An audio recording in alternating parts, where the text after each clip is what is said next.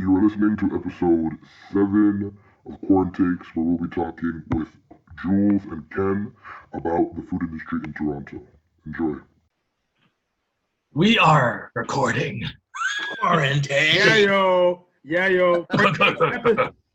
Quarantakes episode 7 with the family. Yeah, no visitors. Only farm. Lock the door. Quarantine. Yeah, we're here. We're chilling with the peoples. Them. We got Erin. We got her nanny. We got Leaves. We got Luke. Flex it, and then we'll be talking to Julian and Ken about the culinary arts and things and restaurants and food. I don't even know where to talk about food. Okay, that's a lot. We're gonna talk about food. We got good food. We're gonna talk about food. I'm gonna cut out what happened before. I'm gonna be with Julian. We're gonna talk with Julian and Ken. Talk about food. All right. Hi. Yo. Good. How are you? Yo. So what's going on with you guys? What are you saying? Nothing. Just I was about to cook, then I realized that I gotta be on episode 7, so I came. Oh, respects. Yeah. Jet. Look at that. Look at the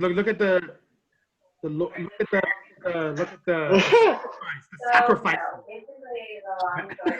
Quarantakes. Yo, Louis, what have you been saying? Evan, what's good with you? I'm gonna just mute Aaron for a second because Louis. Yeah.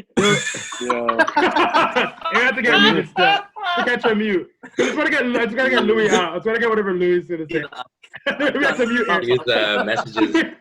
Matt, that's to mute Aaron one time. No disrespect. All love. You know I love you. So much power. But they want to say to you, yo, Louis, what are you saying, bro? Like, how you been, man? I'm just here. I've been good, man. I've been blessed, Life has surprisingly been okay. It's just what you make of it. And yeah, just connecting with like my family, friends, a lot of self-reflection, reading, writing, and just like allowing my mind to be creative and allowing my heart to just flourish. That's dope. That's very beautiful. Wow. Yeah, man. What about you guys? That's good. I would have let my heart flourish too. Like, like it would have made, like, I'm not even like trying to be, I'm dead serious. Yeah, that's really cool. Juuls. That's really cool. Juuls is crying. Yeah, and Juuls and I have been hanging out a lot. That's a joke. Best roommates ever. Ooh, yes. Wait, are you guys roommates? Pull it up. Yeah, Juuls and I are roommates. That is jokes. That's sick. Yeah. Boom, spray it Juuls up. cuts my hair. Yo, I need a haircut. I'm looking wild. Yeah, but Yo, call Juuls. Man's are on some barber things, bro. It's all natural, It's all natural. Like You guys looking crazy right now with the hair. Embrace yourself. That's so funny. Yo, Julian, what are you saying? The first time we have you on the podcast, Wagwan, family. What are you saying, bro? Well, man, thanks for having me on. Yeah, no, I'm excited, ready to talk. Man. It's sick, It's been a while since we've all had a group chat together. Yeah. What we had was when we were just playing Warzone or something. Oh no, right when you were carrying us. No. What? Captain Juuls? No, he's Captain Juuls. No. Captain Juuls on Warzone. Chef Captain Juuls. Let the record show. That's Ken. Where's Ken? Is he coming? I think he's talking to his mom, so I think like he'll pop in after. Oh, that's important. Yeah, you can't stop that. Yeah, he will pop in. He will pop in after. Yo, what episode is this, Adrian? This is number 7. This is number 7. Oh my goodness. Yeah. So what's this episode about, Adrian? So this episode is going to be about food. So we have Julian. Actually, he's the one that actually brought the idea forward instead of our group chat. He was like, "Look, I can talk to people about like wagwan with food during COVID-19." Him and Ken, because they're both professionals in that space. So Exactly. I'm like, yeah, that would be a great thing to talk about. So let's kind of start with like Juuls. Like, who are you? What do you do? Like, what do you do? Oh, so yeah, I'm the chef designer, and yeah, I'm also like a avid supporter of just like, you know, like honest food for like, and like rooting into like Filipino cuisine and like anything else that's, you know, along those lines. So like, yeah, like at the basis of like the philosophy of the restaurant's based on just like honest food and just like really like, you know, like good food doesn't have to be expensive, like that kind of thing. Mm. For sure. I feel that. No, BB's is a thing still. I've definitely eaten it more than been in my own house, so it's a vibe. It's definitely a vibe there. What's everyone else's experience with like eating at BB's? Like, I think we like just do that. I think it's really. I know. It's I a think- BB's is just blessed food. Like It's so everyone nice. respects such a it, warm like, environment. It's Like- welcoming. It feels like going to Good. somebody's house. You know, like somebody's Yeah. like, "Yo, you want to go for dinner?" And it's like, "Yeah," and then like they just invite you over, and that's like that space. Yeah, it's been it's been so dope. I think kind of like watching your career grow, right? I think I think I kind of got introduced to both you and Ken working in those spaces when you guys started when you guys were at La Mesa. Like that's when I first realized that was happening, and then watching like that develop. And you've like worked in a like in like in a variety of spaces, and even countries. Like that's like really cool to see your relationship with like this art form.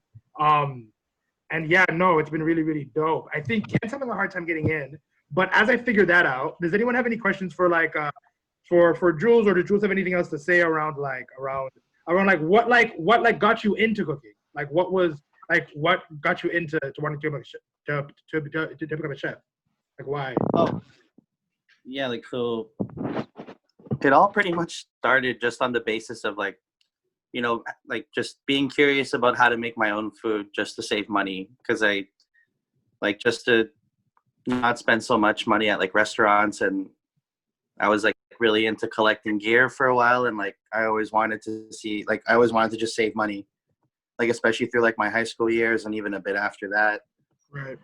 Just always into like DIY stuff to see how I could just, you know, how to just save money on certain things. And cooking was a big part of it, just because, you know, we eat all the time, and like, yeah, it was just a way for me to like also just stay busy. And then during my college years, like just a year before I dropped out, I applied for a dishwashing job, and, you know, just realized like just like the possibilities of like what could happen from this. So then I just took the step and like dropped out, and like the rest is history. I just kind of worked my way up, like, you know, still trying to figure out the gaps, and there's still so much more to do, right? It's like there's no really end goal, or at least there shouldn't be, just because you can't really know everything about food, or not even just food itself, just like food culture and like people that are connected to that culture. And like it just kind of branches off into an almost like infinite knowledge on just food and culture. Like, so it's just, yeah, it's a life experience. So you just still going. I feel you. Yeah, that's like Kane from Kung Fu Legend Continues. You know, guy just walks the earth and meets people. Yes. It's crazy. That's crazy. I am Kane. I will help you. You know, I think Sorry. from like a customer, no, it's fine. I think from like a customer, and like layman perspective, it's been cool like getting to have like friends that like are chefs and sous chefs and stuff, and really getting to understand like the art form that it is, right? Like it's like more like it's just like, yeah, I think getting to know the art form of food, because really you don't really know that growing up, right? You don't realize that this is like an art form, right? And then like the way that you even talked about it was like this like journey, like this lifelong journey. As you collect pieces of yourself as you go, you like bring that into your cooking and I see you do that, and it's like so cool. You know what I mean? Like it's so cool seeing that, and seeing just your life intersect your cooking and you sharing it with the world and it being good. Like I think it's crazy, beautiful. Does anyone have what's like everyone else's relationship with food? Like as a layman, as people that aren't chefs, like what's your relationship with food, and just even food in COVID-19 because we aren't able to go to restaurants right now.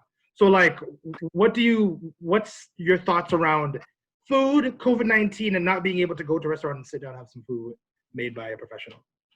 What do you think about that? Man, let me tell you something.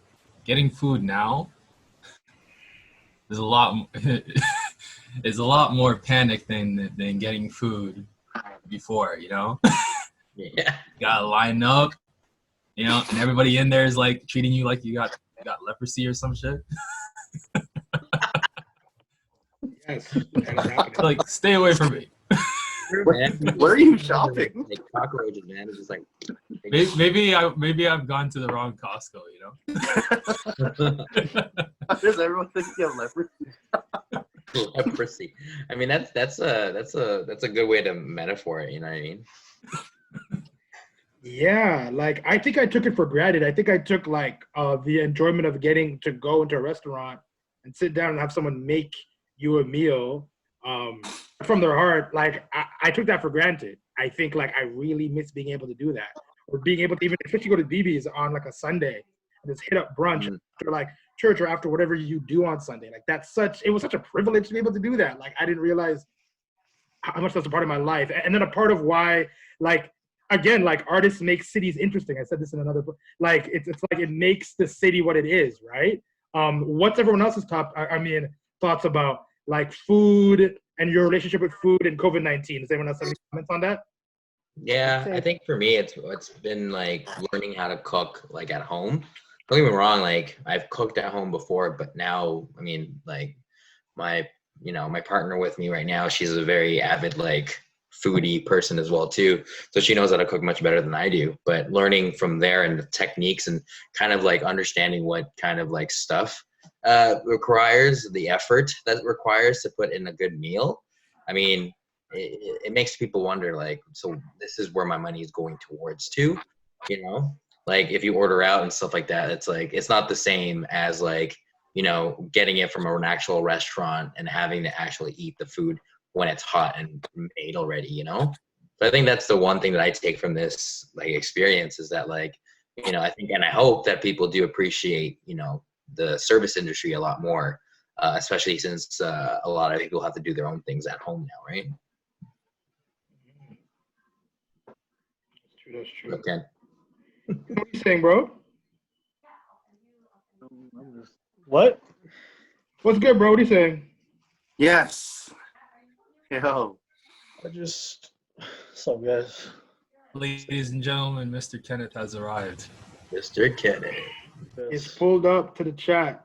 But before you got here, we were pretty much asking Julian what got him to the culinary space and why he likes cooking. And so how about you? Like, who are you? And why did you do that? Why did you do that? Why did you start cooking, bro? Like, and what do you do? We can't hear you, bro. We can't hear you. Can you hear me now? Yeah. Yes. All right. I'm not gonna lie to you. Juuls actually got me into it first. Hey. That's what's up. Inspiration. Boom, boom, boom. If you will. He was the inspiration.